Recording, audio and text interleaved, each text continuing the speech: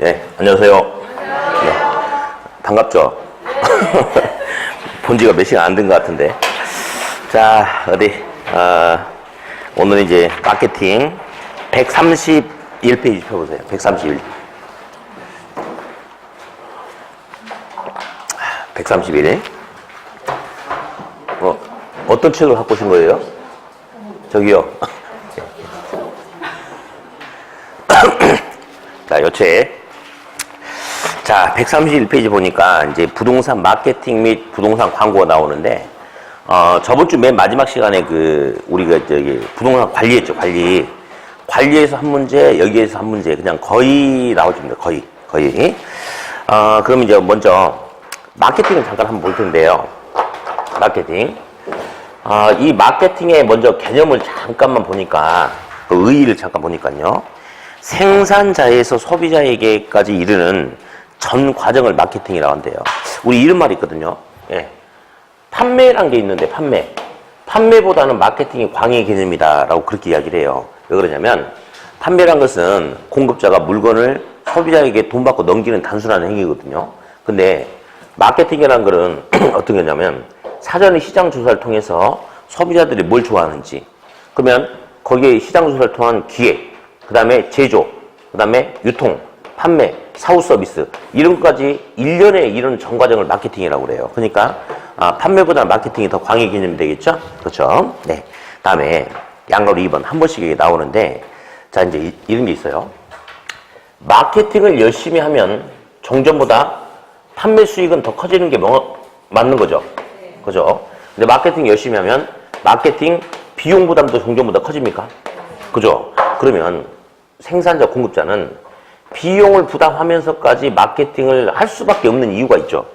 만약에 공급자 주도 시장이라면 물건을 파는 공급자는 숫자가 적은데 소비자가 많아.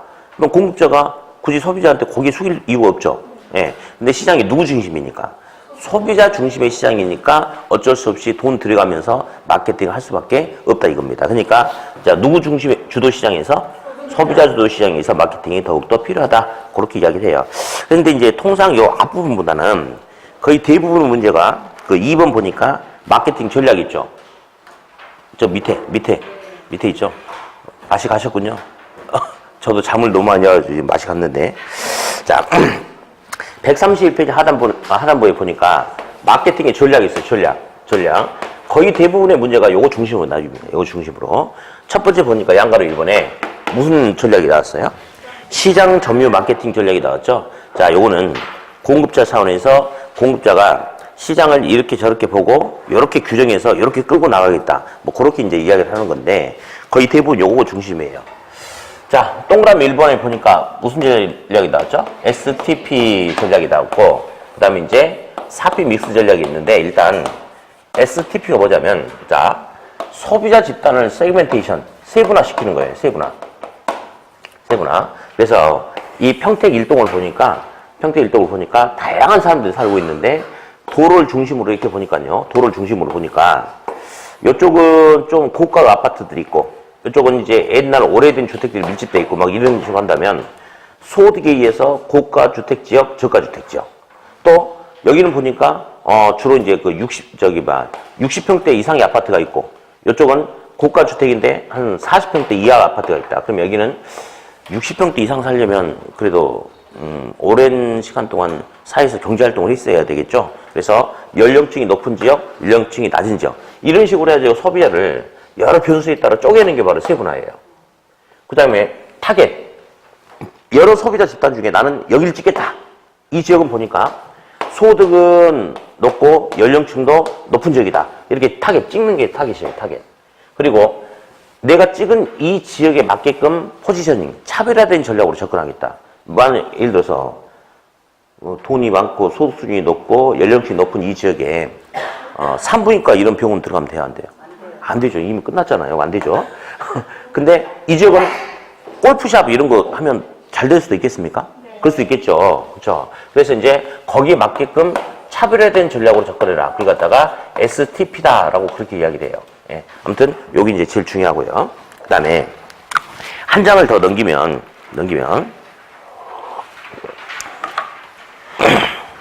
자, 4P 믹스 전략 있죠. 자, P로 시작되는 네 가지를 적절하게 혼합하는 건데, 먼저 제품, 프로덕트. 제품을 어떻게 할 것이냐. 요즘에는 거의 추세가 아파트 새로 지으면 주차장은 전부 지하로 다 내려버리고 지상에는 이렇게 애들이 마음껏 뛰어놀 수 있게끔 이제 소방도로 그런 거 빼고 나머지는 그냥 차가 못 들어오게끔 하고 이렇게 뭐 어떤 녹지공원, 실개천 이렇게 하는 게 좀 유행이죠. 그죠? 그런 것처럼 제품을 그렇게 하겠다. 다음 가격 전략을 어떻게 하겠다. 뭐 고가 전략 또는 저가 전략 등등등. 다음 플레이스 좀 이따 이제 그 기출 지문도 하나 볼 텐데 플레이스라는 것은 사전으로 보면 공간 장소인데 이 마케팅에서는 물건을 팔아먹을 수 있는 경로를 어떻게 다양하게 만들어낼 수 있느냐 그걸 갖다가 플레이스 전략이라고 하고요.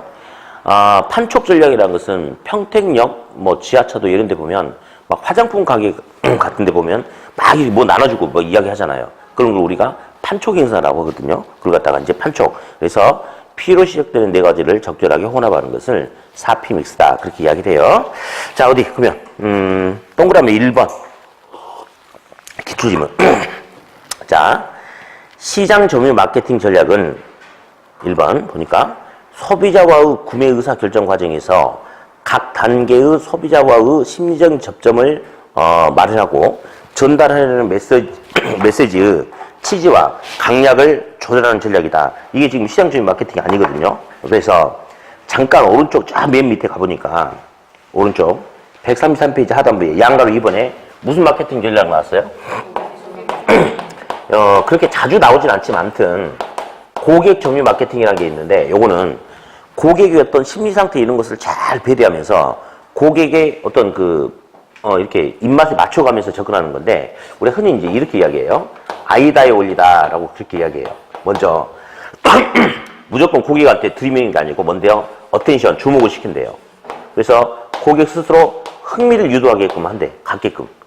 그리고 고객 스스로가 흥미를 갖고 나서 한번 사볼까? 라는 디자이어, 욕구, 욕망이 생겼을 때 들이밀어가지고 액션, 행동에 옮기게끔 팔아먹을 수 있게끔 그렇게 하래요. 그러니까 이제 그 핸드폰 매장 같은데 새로 오픈하면 막 이렇게 이렇게 나레이션 아가씨들이 막 춤추고 막 뭐라 하잖아요. 그렇죠? 그러면 가다 보니 그게 있어. 그러면 어텐션 주목하는 거예요. 보니까 핸드폰 뭐 특가 세일 뭐 막 하는 거야. 핸드폰 싸게 파네? 보니까 갤럭시 S8이 이번에 뭐 보조금 주고 어쩌고저쩌고 해가지고 뭐 엄청 싸다는 거야. 한번 사볼까? 이 스스로가 고객 스스로가 이렇게 사고자 하는 욕구, 욕망이 생길 때까지 잘 분위기를 맞춰줬다가 고객이 사고자 하는 마음이 딱 생겼을 때 그때 고객님 오늘이 행사 마지막이에요. 사세요. 딱 이렇게 드립니다. 그걸 갖다가 이제 고객질 마케팅이라고 이야기해요. 그러니까 동그라미 1번 다시 기출지문 보니까 요거는 시장주의 마케팅이 아니고 어떤 고객이 어떤 사고자 하는 어떤 심리적 변화 이런 과정을 잘 고려해서 접근한다. 그래서 1번은 시장 점유가 아니고 고객질 마케팅이다. 그렇게 이야기하고요. 5번 지문 풀어보니까 자 시장 세분화 좀 볼래요? 요거 가지고 전통적으로 시험에 가장 좀 많이 나왔었는데 STP S가 바로 시장 세분화예요. S가 자 시장 세분화라는 것은 상품 계획이나 광고 등 여러 판매 촉진 활동을 전개하기 위해서 소비자를 몇 개의 다른 군집으로 나눈 후에 특정 군집을 표적 시장으로 선정하는 것을 말한다. 자, 이게 지금 틀렸는데 이게 복수정답이 나왔던 지문이에요. 복수정답이. 왜냐면요. 자, 시장 세분화는 지금 어디 이 지문 보니까 쪼개는 게 세분화거든요. 그러면 지금 시장 세분화부터 시작해가지고 두 번째 줄에 소비자를 몇 개의 다른 군집으로 나눈 후에까지 끊어봐요. 거기까지 끊어봐. 나눈 후에까지. 거기까지 하면 맞겠습니까? 시장 세분화 맞죠? 거기까지만 나왔어야 되는데 너무 오바를 했어요. 너무 달려버렸어요. 거기까지는 냈어야 되는데 그 뒤에 보니까 특정 군집을 표적 시장으로 선정하는 것이다. 그 지문은 세분화 가지고 찍는 거죠. 타겟. 그렇죠. 그래서 달리도 적당히 달려야 되는데 너무 오바를 해가지고 복수정답 나와버렸어요. 근데 이런 지문은 너무 이제 어리숙한 거고 다시는 나올 수가 없습니다. 그래서 자 다시 소비자를 몇 개 다른 군집으로 나눈 후에까지 했죠. 거기까지는 세분화가 맞아요. 그 뒤에 보니까 특정 군집을 표시시장으로 선정하는 거다라고 나왔죠. 그것은 STP 중에 뭡니까? T, 타겟. 아무튼 그래서 틀렸다라고 알아두시고 이제 12번을 좀 볼 거예요. 12번. 12번. 자, 우리 이제 마케팅 할 때 분양 대행사한테 이렇게 맡기는 경우도 많이 있잖아요. 그쵸? 그럼 분양 대행사한테 맡긴다는 것은 물건을 팔아먹을 수 있는 루트를 보다 더 다양하게 하겠다. 이 말이거든요. 그래서, 12번 보니까 분양 대행사를 이용하는 것은 마케팅 믹스 사피 전략 중에, 자, 뭐와 관련되어 있겠어요? 가격이 아니고 팔아먹을 수 있는 유통 경로를 확보하겠다. 그러니까 플레이스. 그래서 가격 전략과 밀접한 관련이 있는 게 아니고 유통 경로 플레이스 전략과 밀접한 관련이 있다. 12번 틀렸고요. 다음 이제 16번을 볼 텐데 16번 중간에 시가 정책이 있습니까? 시가 정책. 자, 이런 말 있어요. 시가 정책이라는 용어가 하나 있고 가격 신축 정책이라는 용어가 있어요. 자, 시가는요. 시가는 가서 시가면 횟집 가면 뭐 감성돔 이런 거 보면 뭐 시가 이렇게 붙어 있지 않나요? 왜 그런지 아세요? 근데 이렇게 횟집 가면 광어 메뉴에 광어는요 시가란 말이 없어요. 가격 다 붙어 있거든요. 혹시 횟집 갔는데 광어 옆에 시가 이런 말 본 적 있나요? 없어요. 왜 그런지 알아요? 광어는요 거의 대부분 양식이에요. 우리 먹는 건 자연산이 거의 없거든요. 대부분 양식이기 때문에 일정하게 공급이 이루어집니다. 그러니까 시가가 아니고 그냥 확정된 가격 가지고 거의 가요. 근데 감성돔 이런 건 더 쫄깃쫄깃 맛있잖아요. 그죠? 좋아하시네. 예. 사실은 어제 이제 모텔에 자면서 회가 좀 먹고 싶은 거예요. 그래가지고 횟집을 좀 찾았더니 못 찾겠는 거야. 결국은 엉뚱한 거 먹고 찾는데. 자, 감성돔 같은 경우는 그렇게 충분하게 사람들이 먹을 만큼의 많은 양이 나오지 않아요.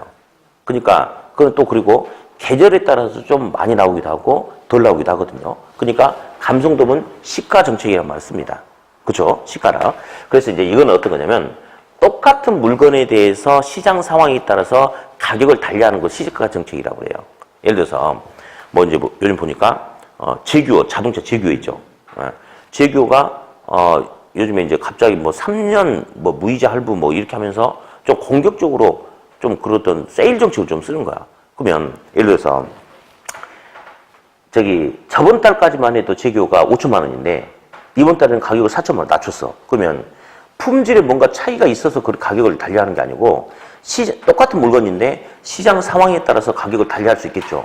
그런 정책을 시가 정책이라고 하는 거예요. 근데 여기 한번 읽어보니까요. 자, 마케팅 믹스의 가격 관리에서 시가 정책은 자, 아파트는 동향이냐 남향이냐 위치 또 어느 지역이냐 방위 또 그리고 층 1층이냐 로열층이냐 고층이냐 지역 등에 따라서 다른 가격으로 가격을 결정하죠. 자, 이거는 있잖아요. 이거는 뭔가 품질의 차이가 있음에 따라서 가격을 달리하는 거죠. 그렇죠? 그래서 시가 정책이 아니고 가격 신축 정책이라고 이야기. 신축 정책. 근데 여기는 시가 정책이라고 했으니까 틀렸죠? 그렇죠? 시가 정책은 옆에다 광어라고 쓰십니다. 광어. 아니요. 감성돔 이렇게. 예, 그래서 이건 시가 정책이 아니고 뭔가 물건의 품질에 뭔가 차이가 있기 때문에 그 차이에 따라서 가격을 달리한다 해서 가격 신축 정책이다. 그렇게 알아두시면 되겠어요. 예. 다음, 본문에 보니까 양가로 3번에 관계 마케팅 전략도 가끔 나와요. 가끔. 요거는 이제 고객과 관계를 단순하게 일회성 관계가 아닌 장기 지속적인 관계로 유지하려고 하는 것을 관계 마케팅이라고 그래요. 예. 우리 실장님께서 여러분도 오시면 안녕하세요, 어서 오세요 막 이렇게 인사하죠. 만약에 오늘 한 번만 보고 안 볼 사이면 인사를 친절하게 하겠어요, 안 하겠어요? 안 하겠죠. 근데 오늘도 보고 내일도 보고 계속 보다가 시험 떨어지면 또 보고 해야 되잖아요. 그러니까 장기 지속적인 관계를 유지해야 되니까 친절하게 하는 거예요. 그죠? 자, 아무튼 그래서 이제 아파트 브랜드 보면 여러 가지 브랜드가 있는데 그 중에 삼성 레미안이 이제 관계 마케팅 브랜드라고 통상 하거든요. 현대는 우리 힐스테이트라는 게 있죠. 힐스테이트. 삼성은 레미안. 우리 아파트에 들어오면 앞으로 미래에 오랫동안 아름다움과 편안함을 줄 테니까 우리랑 손잡고 지속적으로 같이 가자. 이게 레미안이에요. 그러면 레미안은 고객과 관계를 단순하게 한 번 보고 끝내려고 하는 게 아니고 장기 지속적인 관계를 유지하려고 하는 거죠. 이게 이제 관계 마케팅 브랜드고요. 힐 스테이트는 좀 달라요. 힐이 우리가 언덕을 힐이라고 하잖아, 힐. 이제 높다라고도 해석하거든요, 높다. 스테이트, 신분 지위. 그래서 우리 아파트는 아무나 들을 수 있는 아파트가 아니고 사회적으로, 경제적으로 상당히 높은 신분 지위가 있는 그런 사람만 들을 수 있는 고품격 아파트다. 그래서 이 물건의 프라이드를 강조하는 거예요. 그러니까 전략이 완전히 다르죠. 뭐가 더 맞냐 틀리냐 이런 거는 의미 없고 아무튼 요런 레미안 이런 걸 갖다가 관계 마케팅 전략이다라고 한다는 거 알아두시고요. 통상은 시험에 마케팅 중심으로 나오거든요. 그리고 이제 어쩌다 한 번씩 광고가 나오는데 광고는 그렇게 크게 의미는 없어. 그래서 양가로 이번에 광고 유형 같은 경우는 잠깐만 좀 보면 그 신문 광고가 있어요. 신문 광고. 신문지를 통해서 광고하는 게 있는데 신문지가 거의 전면, 거의 한 3분의 2 절반 상당히 큰 면을 할애해서 광고하는 것을 전시 광고라고 불러주고 신문지 귀퉁이에 이렇게 글자 몇 자 양평에 있는 임야 몇 평, 매각가 얼마, 전화번호 땡땡땡 해갖고 몇 줄 들어가 있는 거죠. 그게 이제 안내 광고라고 하는데 이렇게 합시다. 조그만 옷가게 가면 매장이 조그만하죠. 그러면 손님들이 계속 들어와 있는 건 아니지 않나요? 그죠? 그런 매장 들어가면 그 매장 점원 또는 사장이 가만 놔둡니까? 일일이 안내합니까? 안내하죠. 예, 그러니까 조그마한 것은 안내하고 우리 롯데마트, 이마트 이런 데는 매장이 크죠. 그러니까 사람들이 많이 와. 그러니까 거기 올 때마다 점원이 일일이 다 안내할 수가 있어요, 없어요? 없죠. 그러니까 물건 전시해놓고 가격표 붙이고 사라고 하는 거죠. 우리 그렇게 합시다. 그래서 작은 것은 뭐하고 안내하고 큰 것은 전시하자. 그럽시다. 그러면 신문지상에 상당히 많은 면을 이렇게 할애해서 가지고 어쩌고저쩌고 한다 그러면 큰 거죠. 그러니까 무슨 광고? 전시 광고. 다음에 필요한 몇 줄만 이렇게 정보를 기재한다 이렇게 나오면 작은 거니까 뭐다? 안내 광고. 큰 것은 전시하고 작은 것은 안내하자. 그렇게 합시다. 예. 다음 노벨티 광고란 것은 우리 볼펜이라든지 기상기, 자 이런 데 보면 이렇게 가게 상호 막 이런 거 찍혀져 있는 거 있잖아요. 그렇죠? 그런 거 갖다가 노벨티 광고라고 하고 디응 광고란 것은 이제 내가 롯데백화점을 이용을 해요. 근데 우리 옆집은 신세계 백화점만 가, 이 사람은. 예. 그러면 이번 롯데백화점에서 이렇게 할인 쿠폰이라든지 이런 걸 보내주죠. 근데 우리 집에는 보내주겠죠? 근데 우리 옆집 사람 보내줘, 안 보내줘? 안 보내주죠. 그래서 그런 게 바로 디응 광고. 그래서 매장이 고객이 정보를 가지고 있잖아요. 그래서 그 매장을 이용하는 고객이 정보를 알고 있는 그 고객에게만 할인 쿠폰이라든지 어떤 이렇게 소식지 이런 걸 주는 걸 갖다가 다이렉트 메일 디응 광고다 불러주고요. 애드믹스도 한번 나온 적이 있는데 믹스가 혼합이에요. 믹스. 우리 커피 믹스 할 때 믹스. 네. 그래서 애드가 광고거든요. 그래서 여러 광고 매체를 조합하는 것을 애드믹스다라고 그렇게 불러주고요. POP 광고 같은 경우는 이제 이렇게 소비자가 물건을 구매하려고 하는 그 시점에 뭔가 이렇게 강렬한 메시지를 주는 거. 그리고 우리 그 마트 가보면 1+1 있죠. 그게 엄청난, 그러니까 소비자가 뭐 사러 갔는데 갑자기 옆에 1+1 있어. 그러면 그거 집어버리는 거죠. 그래서 소비자가 구매하려고 하는 그 시점을 노리는 광고를 POP 광고다. 그렇게 한다. 참고로 그 정도만 그냥 보시면 되겠어요. 네, 한 장 넘기세요. 이제 그 확인 박스가 있는데 우리나라도 엄청나게 많은 산업이 있지 않을까요? 그래서 이제 뭐가 있냐면 표준 산업 분류 체계라는 게 있어요. 그래서 건설업, 무슨업 막 이렇게 쪼개는 게 있는데 그 중에 우리 부동산업도 있어요. 부동산업. 예. 그래서 보니까 표준 산업 분류 체계에 의한 부동산업의 분류가 있는데 암기하라고 하는 건 아니에요. 왜? 시험에 가끔 어쩌다 한 번씩 나오는데 그리고 한 줄만 암기하면 암기하라고 시키겠는데 많잖아. 그러니까 암기하지 마. 대신에 시험에 나왔던 오답 2개만 봅시다. 2개만. 자, 동그라미 6번, 7번 체크하세요. 저 밑에 그 핵심 예상 지문 있습니까? 동그라미 6번, 7번 보세요. 6번 가볼게. 딱 그 2개 오답 나왔거든. 자, 6번. 표준산업 분류체계에 의해서 분류된 부동산 관련 서비스업에는 밑줄. 부동산 컨설팅업. 밑줄 그어봐요. 지금 동그라미 6번 하고 있죠. 컨설팅업 밑줄 그어봤어요? 그 표에서 찾아봐. 관련 서비스업에 컨설팅업 있는지? 없죠. 그래서 컨설팅업은 포함되지 않는다. 맞아, 틀려? 맞아. 컨설팅업이 포함된다라고 오답이 과거에 나온 적이 있어요. 포함되지 않는다. 다음. 동그라미 7번. 표준산업 분류체계에는 자, 또 밑줄. 부동산 투자업 금융업 밑줄. 찾아보세요. 있는지 없는지. 없어요? 근데 시험에 이런 투자업 금융업이 있다라고 나온 적이 있어. 맞아, 틀려? 틀리겠죠? 그러니까 여기처럼 포함되지 않는다라고 해야 됩니다. 그래서 다 가져가면 안 돼. 시험에 자주 안 나온 것은 있잖아요. 자주 안 나오는 거에 맞춰서 공부해야 되니까 다른 거 하지 말고 딱 2개만. 표준산업 분류체계에는 부동산 컨설팅업 있다 없다? 없다. 부동산 투자업 금융업 있다 없다? 없다. 끝. 이렇게. 자, 이제 135 이제 부동산 금융. 예. 시험이 이제 전통적으로 강한 부분이죠. 제가 누누이 강조하는 게 뭐가 있냐면 수요 공급 또 어제 수업 듣냐고 맛이 갔나 봐요. 수요 공급 투자 또 금융 이 세 가지가 너무너무 중요하다고 그랬죠. 자, 먼저 부동산 금융은 부동산을 이용해서 필요한 자금을 융통하는 것 자금을 융통하는 것을 부동산 금융이다라고 그렇게 이야기를 해요. 근데 이제 가끔 그 본문의 1번 주택금융의 성격 이런 게 나오기도 하지만 별로 중요하진 않아요. 주택은 사회성과 공공성이 내포되어 있어요. 그러니까 우리 이번에 8월 아니면 9월 정도에 정부가 이제 지금 집값이 너무 폭등하고 있으니까 수도권 중심으로 정부의 어떤 이렇게 정책이 강력한 금융 정책이 나온다고 하죠. 그죠?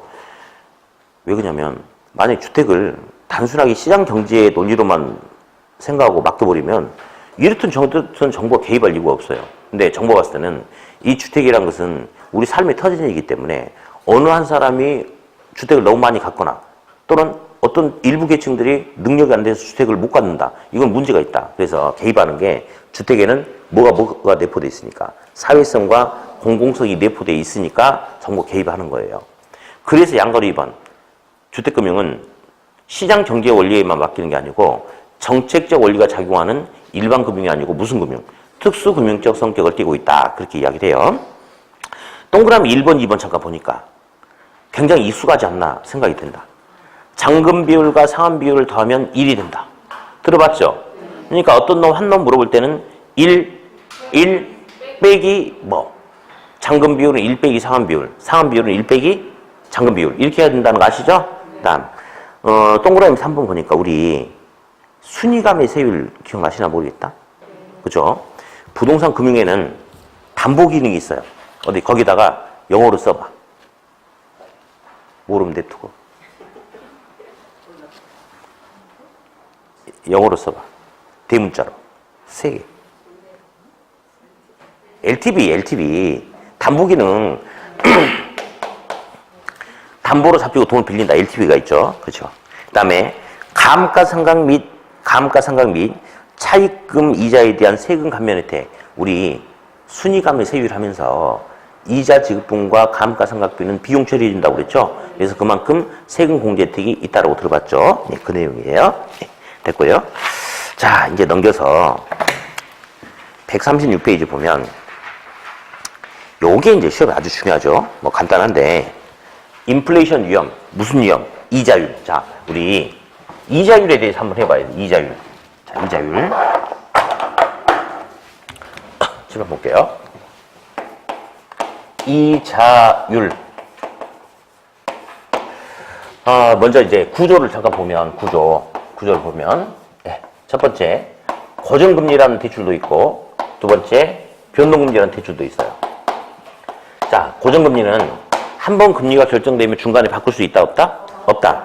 변동금리는 시장 상황에 따라서 금리를 변동시킬 수 있다라고 하는데, 고정금리를 뭐라고 불러주냐면 명목이자율이다라고 이렇게 불러줘요. 그래가지고 명목이자율은 실질 이자율에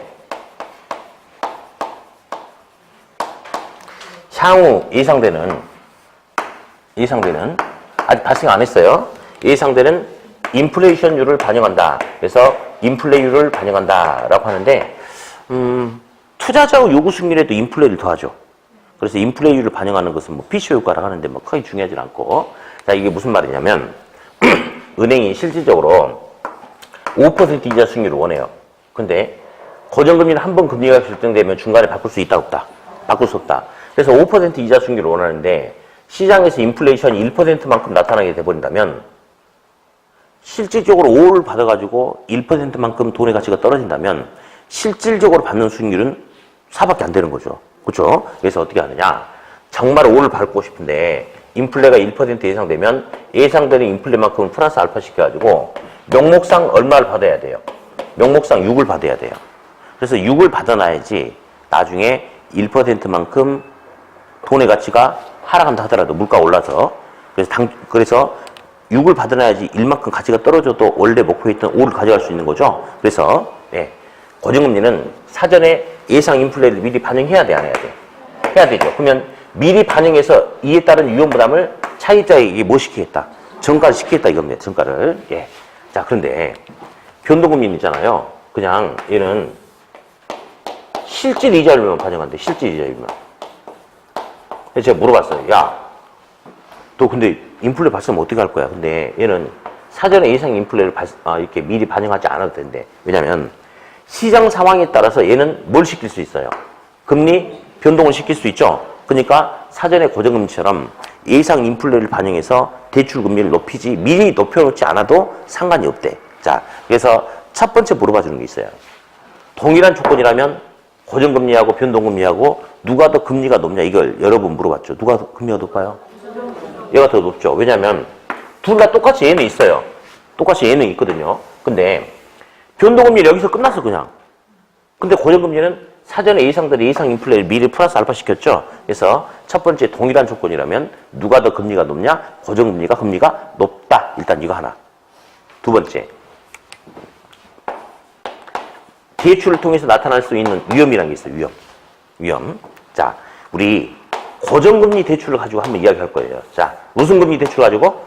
고정금리 대출 가지고 이야기 한번 해볼 거예요. 고정금리 대출. 자, 고정금리 대출에서 계약금리, 약정금리가 계약한 이자율이 예를 들어서 5%다라고 이렇게 가자. 근데 시장 상황에 뭔가 변화가 생길 수 있죠. 근데 계약금리는 5%인데 시장금리가 3%로 낮아질 수도 있나요?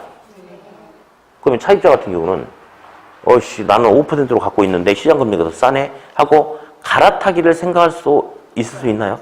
그렇죠? 그걸 갖다가 만기전 변제 조기 상환이다 그렇게 표현해 주거든요. 그럼 이렇게 된다면 계약금리보다 시장금리가 싸버리면 차입자는 요거 갚아버리고 물론 조기 상환 수수료 좀 내고 요거로 바꿔서 탈 수 있겠죠? 우리 흔히 말하는 갈아타기 한다.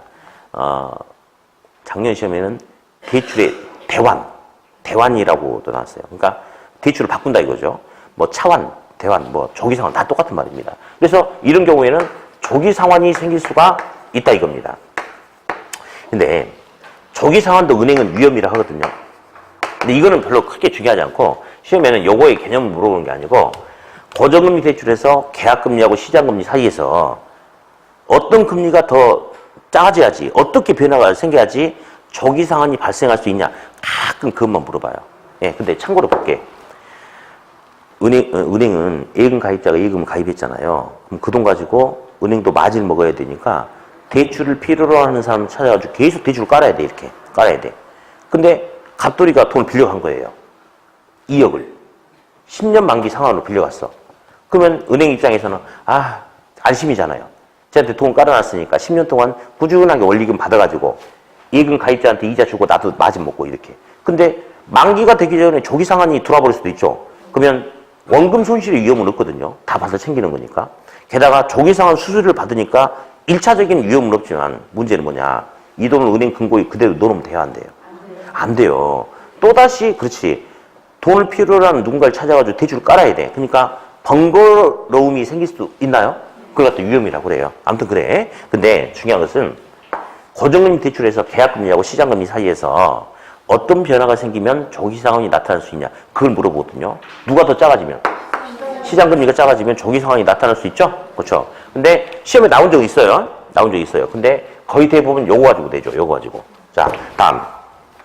계약금리보다 시장금리가 높아져 버린대. IMF가 터졌대.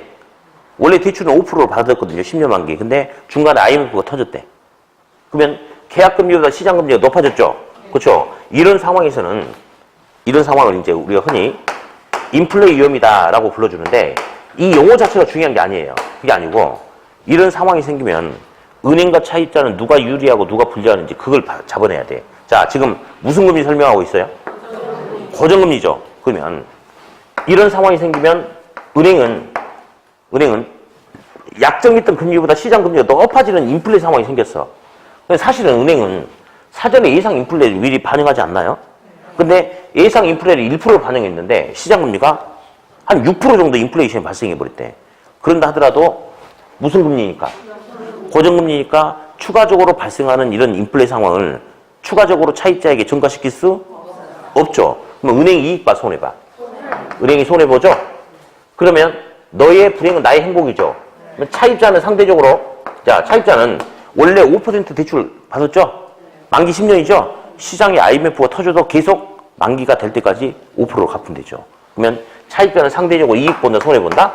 이익 본다. 예, 여기 중요합니다. 그래서 고정금 대출에서 이런 인플레이션 상황, 예상 인플레보다 실제 인플레가 높게 나타난다 하더라도 은행은 그에 대한 부분을 차입자에게 전가시킬 수 없으니까 은행은 손해를 보고 차입자는 이익을 본다. 요 부분이 일단 중요하고요. 예. 그러니까 요거에다가 플러스 알파 시켜가지고 이제 이거보다 더 잘 나오는 게 있어, 이거. 그래서 은행은 무슨 금리, 인플레 위험에 대처하기 위해서 무슨 금리 대출을 선호하냐. 그게 시험에 더 잘 나오지, 뭐. 무슨 금리? 그렇지. 그래서 은행은 고정금리 대출은 사실은 은행 입장에서는 정말 뭔가 융통성을 전혀 안 주는 거잖아요. 그러니까 은행은 굉장히 보수적이거든요. 덜 먹더라도 안전하게 하는 걸 좋아해요. 그러니까 은행은 뭐 인플레 위험 플러스 각종 위험에 대처하기 위해서 무슨 금리 대출을 선호한다? 변동금리 대출을 선호한다. 그 지문이 시험에 엄청 많이 나왔다는 거. 마지막 하나만 더.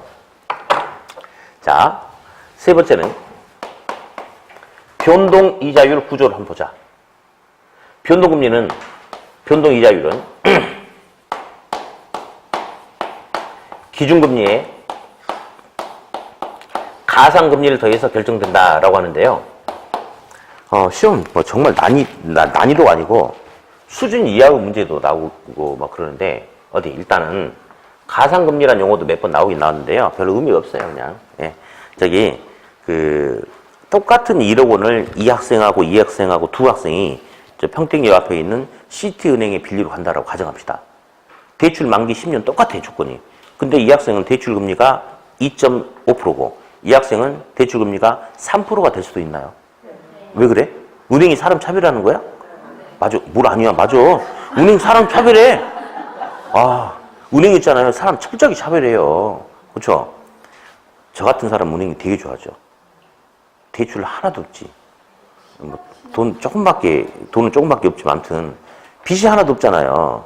그러니까 이제 그 연체 실적도 없지. 그러니까 최우수 등급이래. 최우수 등급.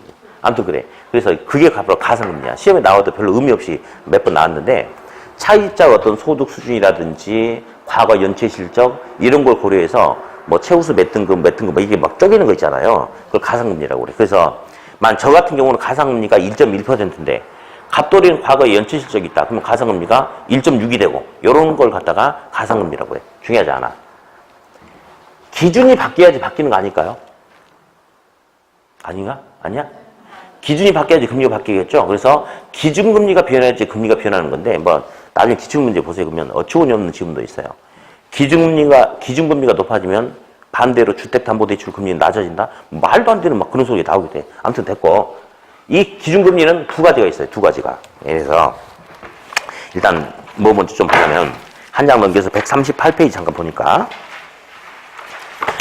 138 거기 보면 우리 CD 금리라는 게 있어. CD 양도성 예금 증서. 우리 대부분의 대출이 CD 금리입니다. 우리 은행 가보면 거의 대부분 변동금리잖아요. 근데 3개월 단위 변동금리라고 많이 들어보셨죠? 그죠? 그게 바로 요겁니다. 그래서 얘는 90일, 즉 3개월 단위로 금리를 변동시키는 게 CD금리가 되겠고, 그 다음에 자본 조달 비용 지수라고 코픽스 금리라는 게 생겼어요.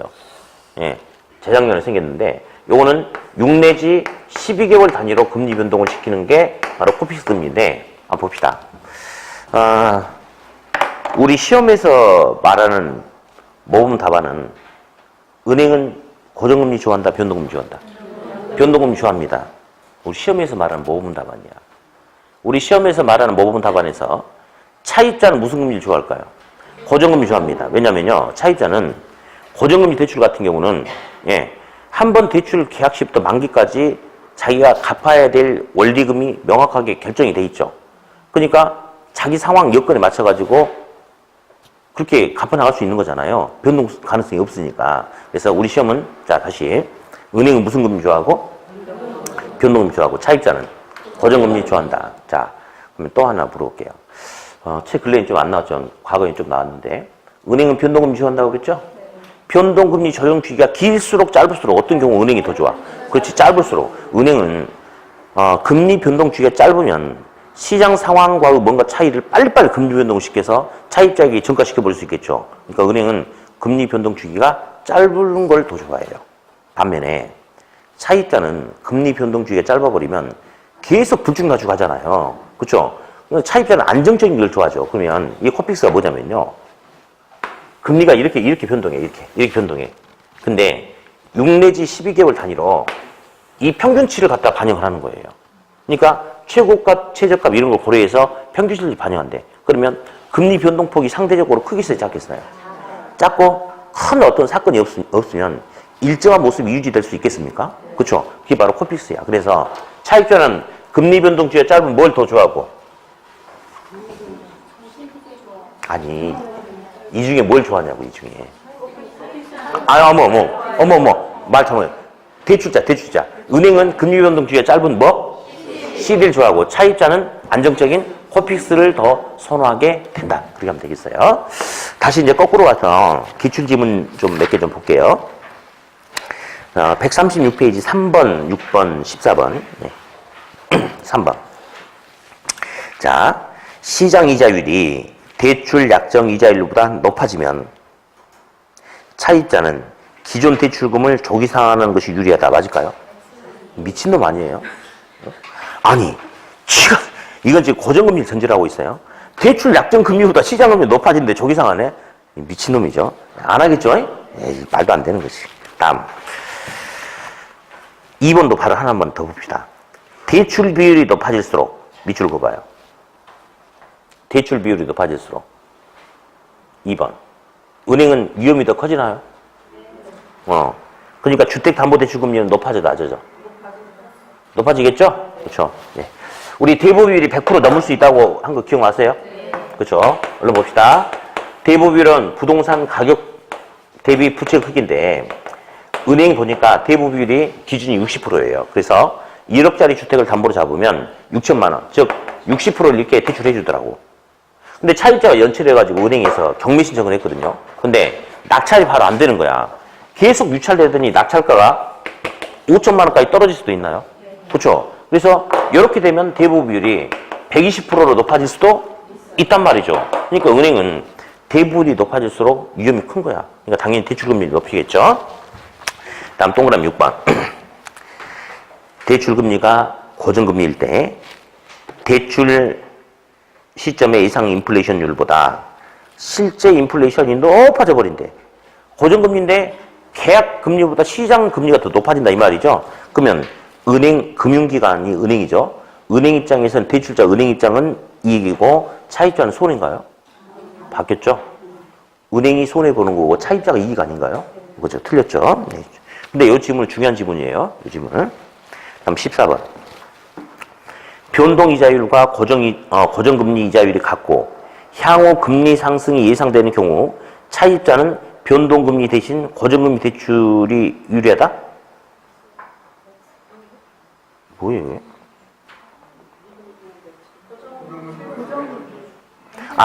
변동금리 대출이 고정금리 대출보다 유리하다. 맞아요? 에이, 무슨 금리 대출이 더 유리하겠어?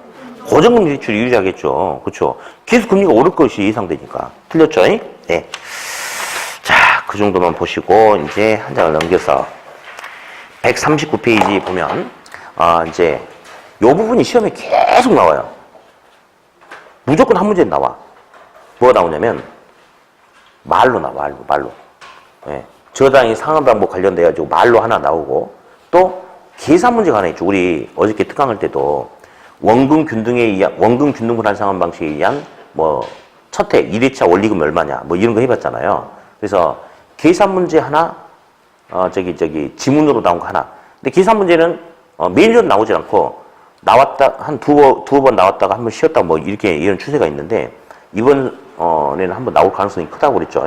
아무튼 매번 한 문제 아니면 두 문제가 출제가 되는 부분이 이 부분이에요. 예, 잠깐 좀 쉬었다 하겠습니다.